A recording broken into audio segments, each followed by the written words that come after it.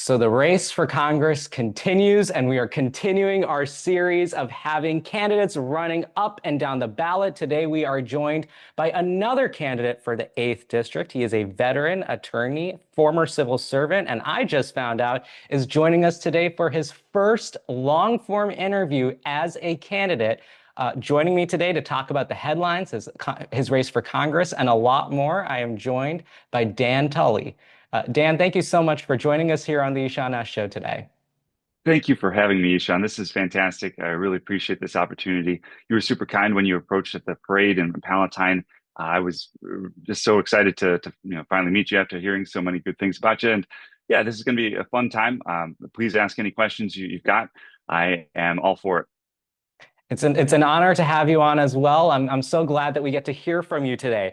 Now, before we get into our interview here, why don't you take a couple of minutes to introduce yourself to my audience? Absolutely. Hey, everybody. My name is Dan Tully. I am, as Ishan said, I am a former federal civil servant. I was working for the Department of Commerce up until very recently. I am an attorney, a judge advocate, and an Iraq veteran from the U.S. Army Reserve, JAG Corps. And I'm a citizen who's fed up with this president and his attacks on the daily basis of the rule of law. I'm trying to do something about it. I'm running for office because I want to stand up for our institutions. I want to stand up for our legal system that underlies everything that we care about. Now, backing up just a little bit, I was born and raised in the western Chicago suburbs. My mom and dad were actually both nurses. They met at Cook County Hospital in the 1980s, and they raised me, my brother as well, in a middle class household, thanks to my dad's job as a nurse. My mom left the workforce after I was born, but he was able to provide for the family based on his union position. And then later on, when he joined the state, he was still in the union there, and just a comfortable middle class upbringing thanks to a one union paycheck. That's so rare these days, and that's one of the reasons why I'm running, is to make sure that that type of upbringing off of one salary is possible, especially when there's a union involved. But from there, continued to go on to in high school, I learned about a guy named Barack Obama. And he built on this premise that my parents had taught me as a young kid when we were going to shelters for unhoused people. It was called PADS, Public Action to Deliver Shelter. We would go on Fridays and prepare beds and prepare meals. They taught me that it's very important to make a difference in individual lives and tend to your community. But Barack Obama in high school, he was run for president when I was a senior, and he had this idea: the government is neither inherently good nor inherently bad. It's a tool. It's a tool that if you use it in the right way, you can use it to accomplish good. You can use it to steer the apparatus that is our government in a way that can make people's lives better, not only on an individual basis, but on a society-wide basis. So that theory is one that I pursued in undergrad. I started my career at Dick Durbin's office, Senator Dick Durbin, and first in the Chicago office, later in D.C., and then at Sheila Simon's office. She was lieutenant governor at the time. And then also at the Cook County Public Defender's office, seeing at different levels, the county level, the state level, and the federal level, how government can actually have a direct impact in people's lives. Of course, the directness is a little bit expanded as you move up the chain, but each level is very important. From there, I knew I wanted to go to law school, but I first took a year to work in the lieutenant governor's office for Sheila Simon, first as a policy analyst, then as a director of constituent services. I got to field incoming correspondence from everybody on the range, from inmates all the way to Eagle Scout candidates. And the issues that people would reach out to the lieutenant governor's office were fascinating, because oftentimes we were one of the last places that they could possibly reach out to. Not many people think of the lieutenant governor as a place to go, but so oftentimes they had been told no. So they were super complex issues, and for a few of them, we were able to make inroads and at least steer them in a right direction. All that to say, got to law school and thought still wanted to do public service. I interned for the Barack Obama White House, for the dream come true to actually be there in 2015. Xi Jinping came through, the Pope came through, state visits, and I was able to assist with those. And then also worked for the Navy Marine Corps Trial Judiciary, for the Navy JAG Corps. Then after law school, I had decided to pursue two paths simultaneously. On one hand, I joined Skadden Arps. It's a law firm in Chicago where I was a part of a real estate practice group, later on went on to Kirkland and Ellis, all the while maintaining active pro bono work, most recently at Kirkland helping Venezuelan migrants apply for temporary protected status and work authorization permits. But at the same time as doing that work, joined the U.S. Army Reserve JAG Corps and ended up spending over 3.5 years on active duty across 5 different assignments. First at Army Futures Command, helping stand up in a 4-star command, shifting acquisition focus from counterinsurgency operations to large-scale combat operations. And actually, that we used to call it near peer at the time back in 2019. Now, when we think of large-scale combat operations, it's really peer. Think large powers, and we can get into that a little bit later. But went on to serve at the Joint Task Force overseas, mostly in Baghdad. I was overseas in the Middle East for a year, advising commanders on the use of lethal force, the use of non-lethal force, psychological operations, cyber, the whole gamut of operations. Came back, spent a year at Fort Bragg with the 82nd and another unit there. And then most recently worked at Indo-PACOM, which is the Geographic Combat Command for the Indo-Pacific, working on specifically the problem set of China and one of our strategic partners in the region.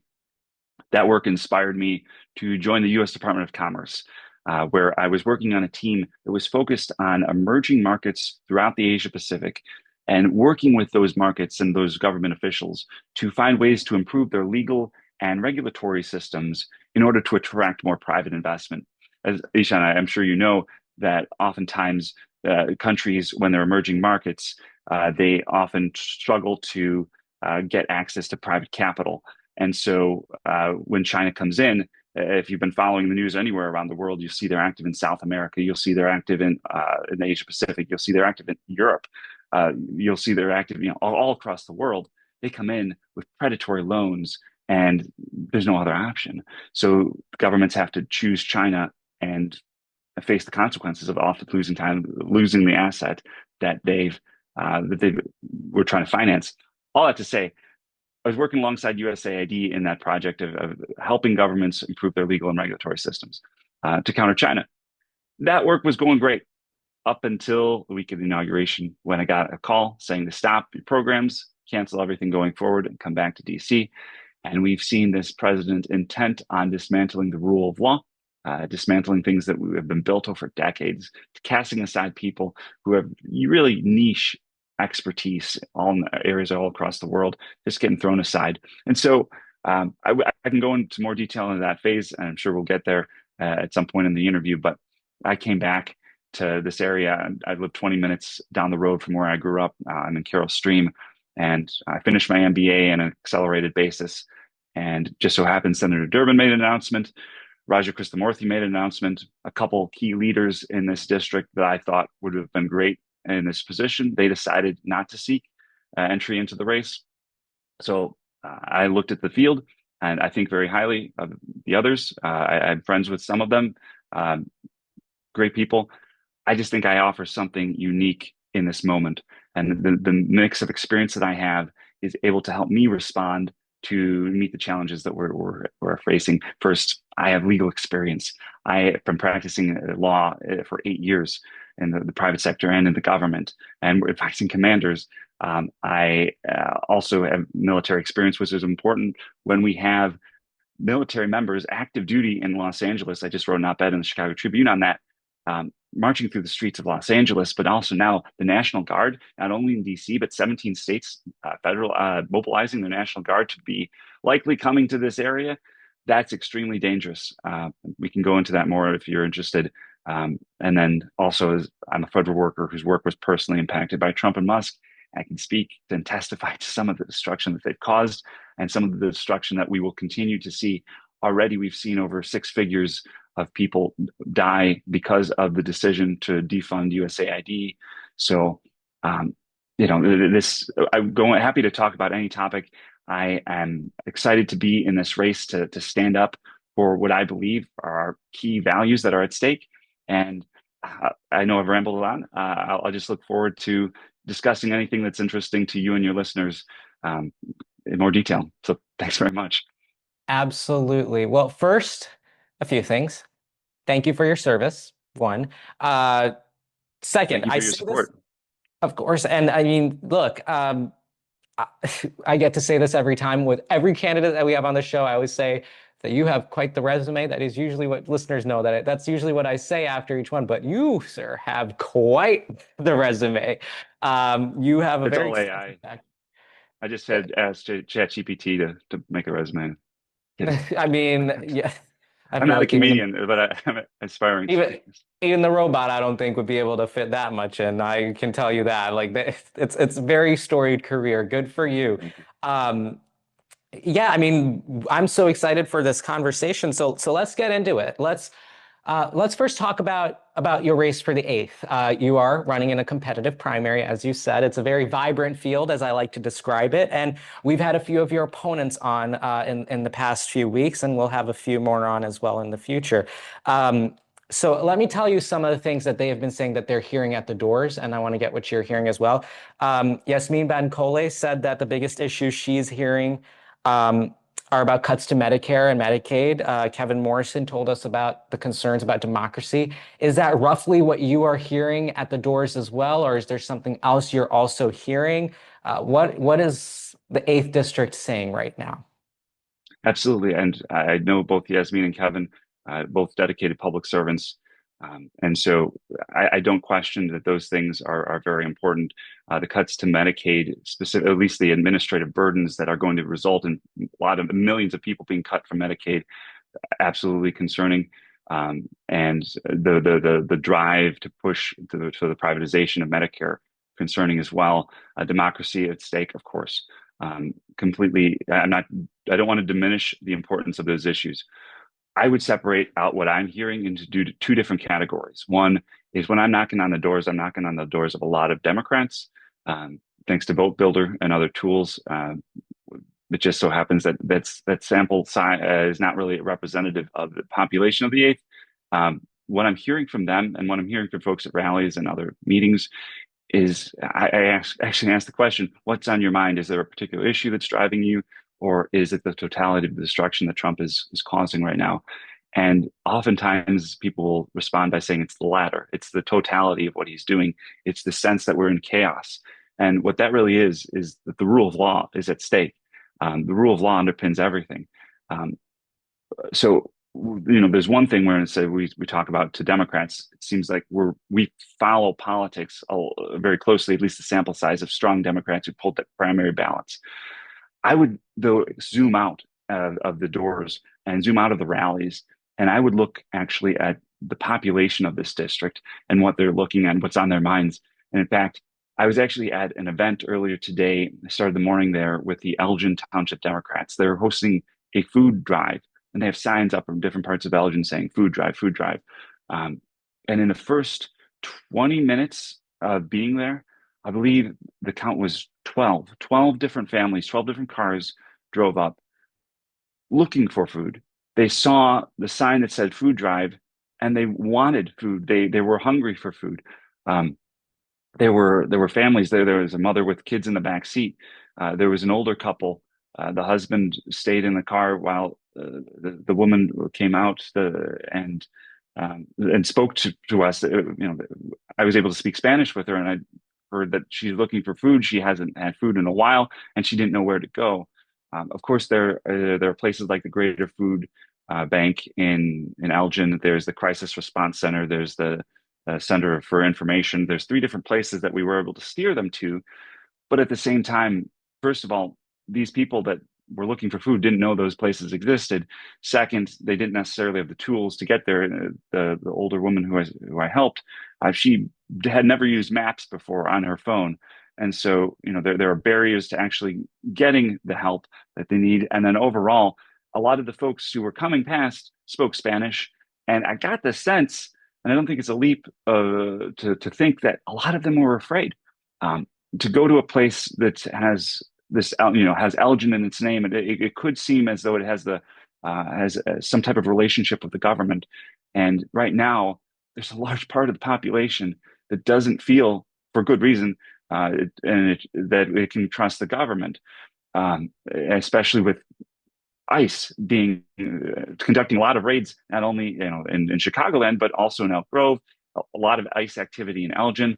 And so there's this fear that they see their neighbors. This was at somebody's house. One of the local Democratic leaders, actually, both of them are the people, the husband and wife that live at this house, both involved in Elgin politics. There was a sense that they could be trusted more so than the institutions that could be official, right? Was almost like a trap to be seen as going to the Elgin Food Bank. So all that to say, I think people are really hurting. People are really hurting in their pocketbooks. They're hurting with the cost of everything, whether that's groceries, and Trump had promised to bring down the cost of eggs, and yet we see now Trump having forgotten these economic promises, and in fact, pursuing policies needlessly that will drive up costs further. This whole tariff fiasco earlier in the year in March timeframe, when he decided to take a war on everybody, including our closest allies, with tariffs needlessly, but still slapping tariffs on our close partners. Still to this day, even though they're not the 100% tariffs, there's still sizable portions. And he says that's money that's coming in. No, tariffs are a tax on American consumers. And so each tariff that Trump puts on is just more money out of our pockets. And the more, as he extracts more money from us, costs will go up. And so what we need to do is make an economy that works for everybody, not just the Silicon Valley billionaires that can give him hundreds of millions of dollars and then get front row seats at the inauguration.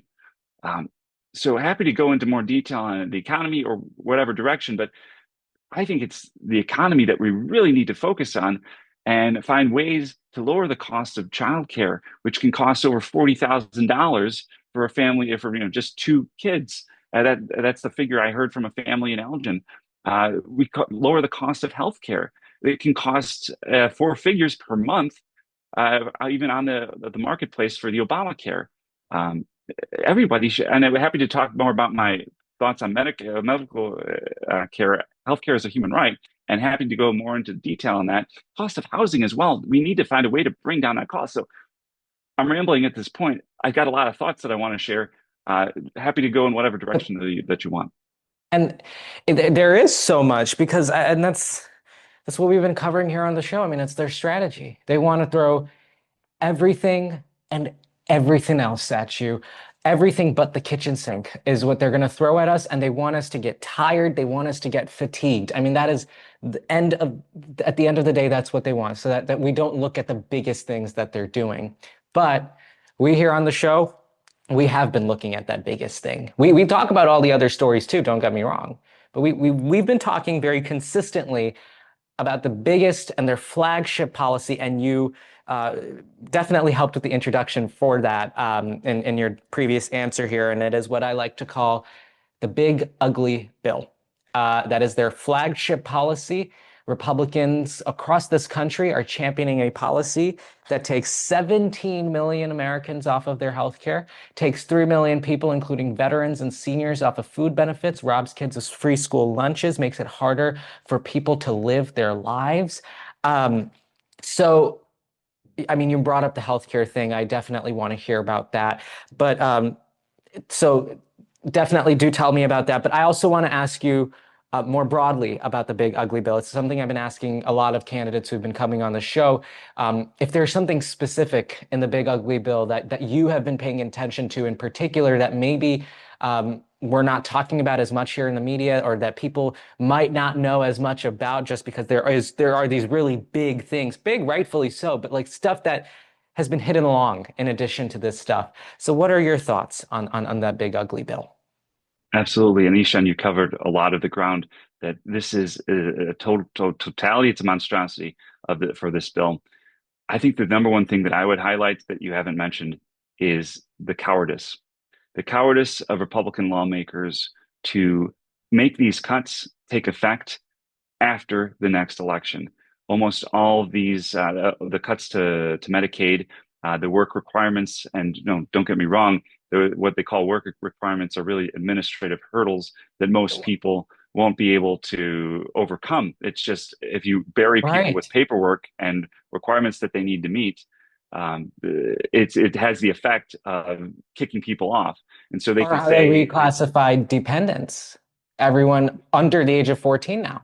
14 to 18-year-olds are not dependents. It's stuff like that. Exactly.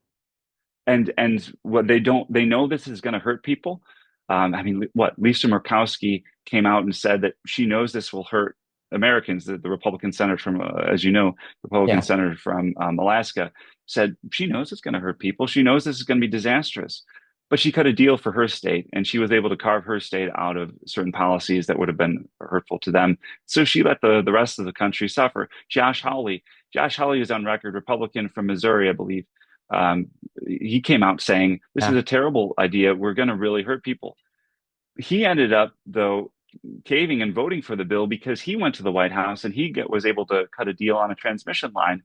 He pulled the environmental review on that, and he got what he wanted, and he sold out the rest of the country. All these self-interested legislators prioritizing their own little gains and gains for their state at the expense of the rest of the country. So I would highlight the cowardice. The one policy issue that I've heard a little bit mention of in the media, but not as much as I think as it deserves, is with respect to regulation of AI. Before Oh. this bill, every state was able to take whatever regulations it wanted and try things out when it comes to AI. And that's one of the greatest strengths of our federalist system, is that we have 50 states that can serve as laboratories for democracy. We often have common challenges, but we take different approaches. And sometimes it works, sometimes it doesn't. Look at Obamacare, started out under Romney in Massachusetts, Hmm. and then spread to the rest of the country under Obama. We have places, and these states can serve as laboratories to try things out. You don't always get it right, but you can try it out and then refine from there. This bill takes away the ability of the state, including ours, to regulate artificial intelligence and puts it in the hands of the Republican-led Congress and Donald Trump. And as we know, I don't think they had the best interest. I don't think I need to convince you or your listeners that this Congress does not have the best interests of the American people at heart. And Yeah. in fact, when you see the line up right behind the president at the inauguration of all the Silicon Valley tech company leaders, we know where the president's loyalty really lies. Yes. And AI, I think it's going to be obviously it's going to have a transformative effect. I don't think I've got a novel take on that. It's going to revolutionize our entire economy, including knowledge workers, lawyers, the people I used to work with at firms.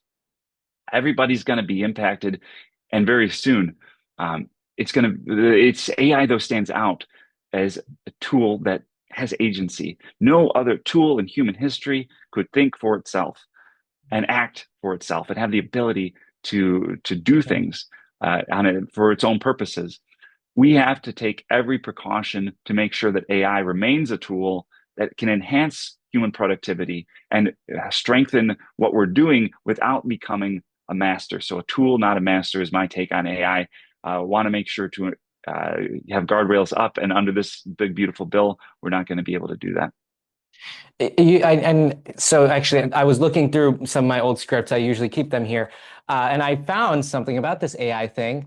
Would you believe that Marjorie Taylor Greene said she wouldn't have voted for the big ugly bill if she knew about this AI stuff? It's like they snuck it in. And to think that of all people in the world, Marjorie Taylor Greene, like it is so shady how they operate. And it is exactly right. You got it and hit it right on the head, because all the people that are affected by it are sitting right behind him at the inauguration. Exactly right. And I'm so glad you brought this up, because the AI thing, I was just talking to someone in politics just yesterday, state level, who wanted to do something about it. Gonna have to blow out the torch there. Unfortunately, I did not know that, but it's good that you bring attention to it. And I mean, looking at that, and I did not know this stuff about the AI stuff and all of just what has been mentioned, but even when we're looking at everything, because the big ugly bill is so big, there's too much. I mean, Lord knows I've not been able to cover even 1% of what's in it. But the sentiment is really the same no matter what, which is that this sucks, and it's terrible. It's terrible for this country, and people are going to hurt. People are going to die because of this, really. I mean, it's what we're seeing. So in this tough moment where people feel tired, tired, beat down, upset, what have you. Insert whatever adjective you want. What is your message to people who are actually looking to people like yourself running for office for leadership in this moment? Absolutely. And this is a message that I deliver actually quite frequently when I go to rallies and protests. One of the things about being back here since the very first part of April, I think it was April 5th, was the first big rally. And ever since then, there have been almost weekly rallies in a lot of the communities in this district. I've probably gone to maybe 2 dozen. I've gone to a lot. And there are people, I see a couple different things. One, people come out, and the people at the protests, they see each other, they see that we're not alone, and that first of all is a comforting thing. Otherwise, we could get lost in something of a political despair in this moment, especially when we look to DC and we look to a lot of our elected leaders who don't seem to be taking it as seriously, who don't seem to be fighting back. But then, at these rallies, we see people passing by in cars, and a lot of them honk, which tells me that they're not only the people that are benefiting from actually coming out to the rally, but people who are coming past. They see us and they say, people are fighting back, and that inspires them. I've actually met a handful of folks who said that they didn't hear about it on social media. They were driving by, they decided to stop and park their cars and join us there. Oh, So amazing. that's inspiring. And then there's also a subset of people that aren't paying attention. They don't know what's going on in the news. They see the costs going up. They're angry, but they don't know who to blame it on. They see signs, they slow down, they look, and they say it's about Trump and about the cuts he's making and the threat to Social Security benefits, to Medicare, to Medicaid, to veterans benefits. And they maybe do a Google search when they get home. And then there are Republicans who didn't vote the same way as you and I probably did. I know for sure I didn't vote the same way as they did, and I would assume the I same of you. I didn't either. Yeah, the people who voted differently in November, but now are going to be feeling hurt. I mean, for most of these tariffs, we haven't felt the full impact yet. The cuts to the big beautiful bill just said we haven't felt those impacts yet. There will be a lot of pain coming, and unfortunately, they're going to come. That pain is going to come to red districts. My old line of work in foreign assistance, USAID was one of the biggest purchasers of American crops, whether they be seed or other, fully germinated, or for I don't know the technical term, but Yeah. fully produced crops to send Mhm. over to countries for food aid. That USAID money is not coming to the red districts this time around, Wow. and farmers are going to have to adjust to that, and that's going to hurt. And I wish it didn't have to be the case, but there's going to be a lot of hurt. So what I'm proposing to do is whoever wins this seat, whether it's me or someone else, it's a safe Democratic seat. We're going to go on to a relatively, D+5 general election. That person has the obligation to engage in what I like to call domestic diplomacy, to go out to we're a blue island in the Sea of Red, to go out to Iowa, to go out to Indiana, to go out to Wisconsin or Michigan, and go with a message of first, diplomacy key principles. One, you listen. Two, you seek understanding. And three, you share information. That's what I used to do in the Asia Pacific region when I would meet with government officials. That's what we have to do with people who live in these silos of misinformation and disinformation, and break into those to those media spaces and just have these conversations where you first listen, you get an understanding, and then you share information. And I think from there we can build the coalition of Democrats back up. Our party used to be a big tent party. We used to welcome everybody. At some point, we got to have it become an exclusive tent party where we had some type of a guest list and wanted to make sure everybody checked every single box. That can't be what we're doing going forward. If we want to take back the executive branch in 28, we need to use 2026 to take back the legislature, whether that's only the House or ideally the Senate as well. We know that could be in play because of North Carolina, but that's beyond my speculation at this point. But we know that we need to lay the groundwork in the military terms, operational preparation in the environment. We need to lay the conditions for more people to vote our way in Yeah. 28. So all that to say, I see hope when people do what they can, ordinary people coming out to the streets, or the folks that can't come out of the house, writing postcards, helping candidates, running for office, the small subset of that. All that to say, there are things that we can do today to not comply and not to comply in advance. of what this president is doing. I could go on. I'm happy to turn it back over to you, though. Well, I mean, domestic diplomacy, I think that's pretty good branding, actually. I like that. I like that. Good, good. That's a good idea. Um, well, I don't want to take too much more time, but I do have a couple more questions I want to work in. Um, First, I have heard from people that you are quite the foreign policy nerd, like me. Um, and I want to just talk a little bit about the headlines. So the biggest headline we heard about in the foreign policy world is that play date that we had in Alaska with Donald Trump and Mr. Vlad. Reaction to it? What are your thoughts? What's your read on it? What do you think? And I mean, and I guess for viewers as well. So he met with him, and then later, a few days later, he met with Volodymyr Zelensky and European leaders. Not much was going on. I guess we were kind of seeing the action, the discussions in front of us happen. Usually, these types of meetings are a little more choreographed, but like just with this whole situation, as we're seeing more developing things come out of it, what's your read on it? And what do you think? Where do you think this is going right or wrong? Absolutely. And I should say at the outset that I'm a firm supporter of Ukraine. I was actually on active duty when the invasion first occurred back in 2022. The last program that I was working on for the U.S. Department of Commerce when I left earlier this year was a program for Ukraine, specifically with the Ministry of Reconstruction. We were going to do a program on anti-corruption efforts to help that economy be able to be in a better position to recover after the war is over. I want to make clear that I firmly support Ukraine. Um, what we saw in Alaska was Trump literally rolling out the red carpet for a war criminal and for someone who, time after time, again, defies international law, who committed the crime of aggression by invading another country, and absolutely an abhorrent personality and person.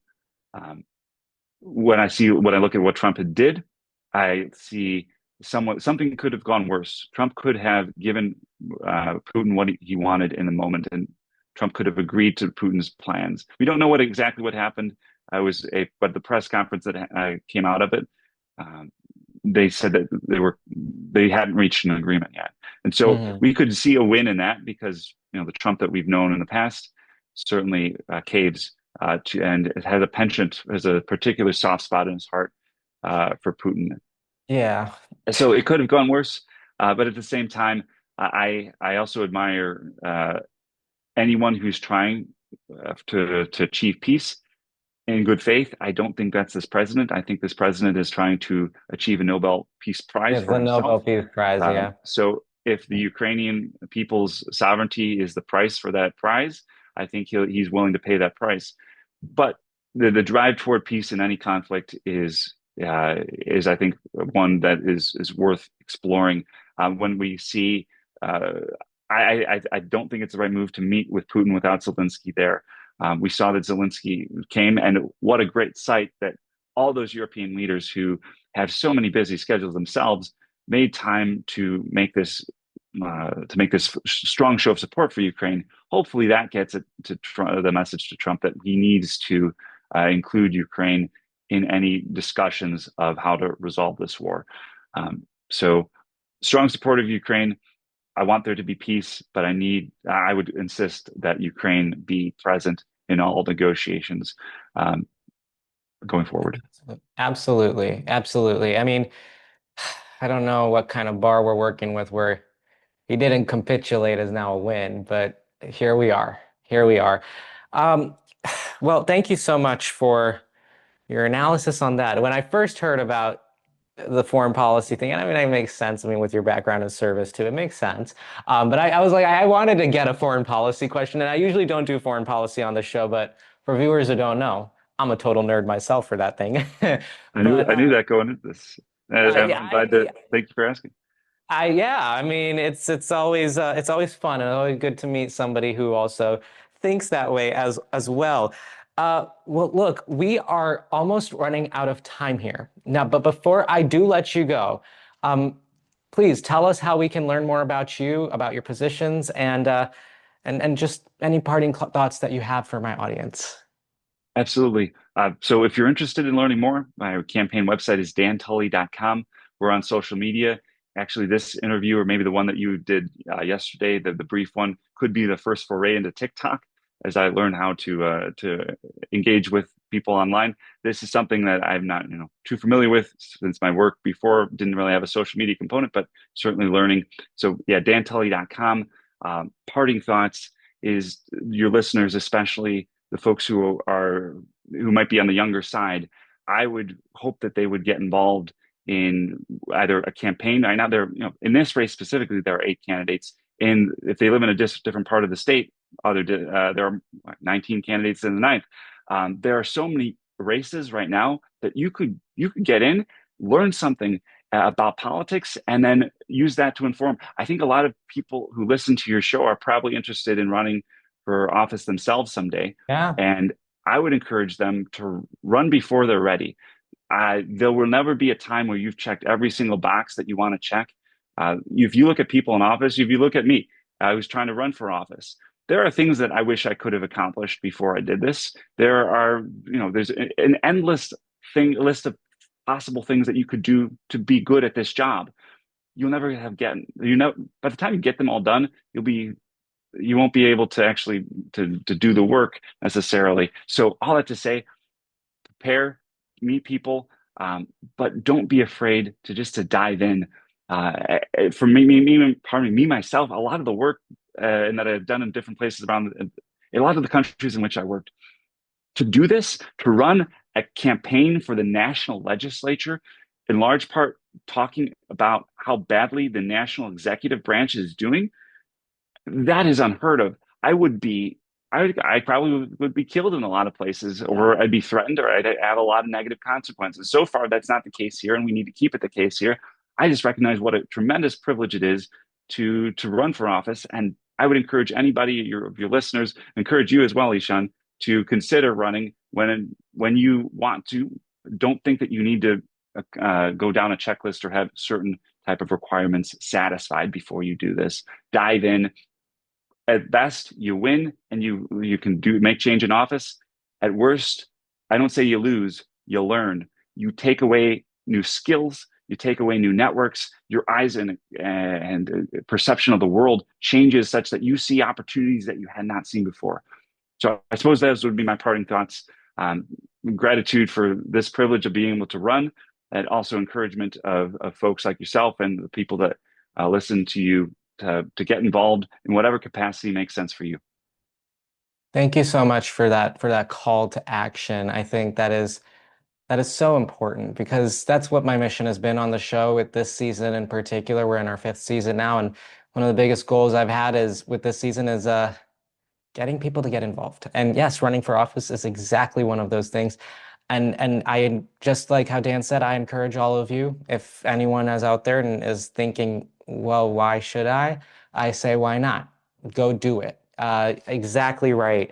Well, Dan Tully, candidate for Congress, thank you so much for joining me here today. I know we weren't able to hit every single thing in the world. I feel like if I have you back on tomorrow, we'll have another 5-hour long conversation about something entirely different.